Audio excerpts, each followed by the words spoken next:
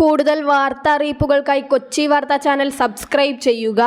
മുൻ മുഖ്യമന്ത്രി കെ കരുണാകരന്റെ മകൾ പത്മജ വേണുഗോപാൽ ബി.ജെ.പിയിൽ ചേരും. ഡൽഹിയിലെത്തിയ പത്മജ ബി.ജെ.പി ദേശീയ നേതാക്കളുമായി ചർച്ച നടത്തുമെന്നാണ് വിവരം.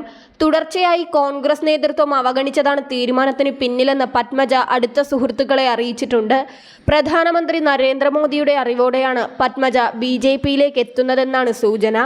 ഇന്നുച്ചയ്ക്ക് മുൻപ് പത്മജ ഡൽഹിയിലെ ബി.ജെ.പി ആസ്ഥാനത്തെത്തി അംഗത്വം സ്വീകരിക്കുമെന്നാണ് വിവരം.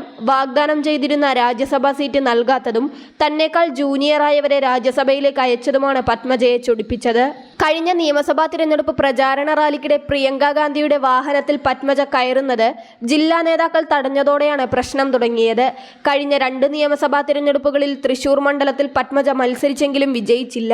കെ കരുണാകരന്റെ സ്മാരകം നിർമ്മിക്കുന്നത് കോൺഗ്രസ് നീട്ടിക്കൊണ്ടുപോകുന്നതും പത്മജയുടെ തീരുമാനത്തെ സ്വാധീനിച്ചതായാണ് സൂചന.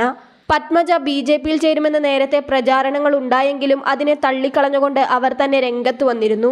ബി.ജെ.പിയിലേക്ക് പോകുന്നു എന്നൊരു വാർത്ത ഏതോ മാധ്യമത്തിൽ വന്നെന്ന് കേട്ടെന്നും എവിടെ നിന്നാണ് വന്നതെന്ന് അറിയില്ലെന്നുമായിരുന്നു പത്മജ പറഞ്ഞത്.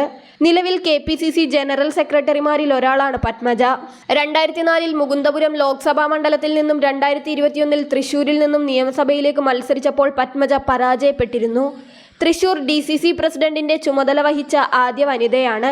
Indian national trade union congress working committee അംഗം, തഴപ്പായ employees union, technical educational society of India എന്നീ സംഘടനകളുടെ ഭാരവാഹിയായിരുന്നു.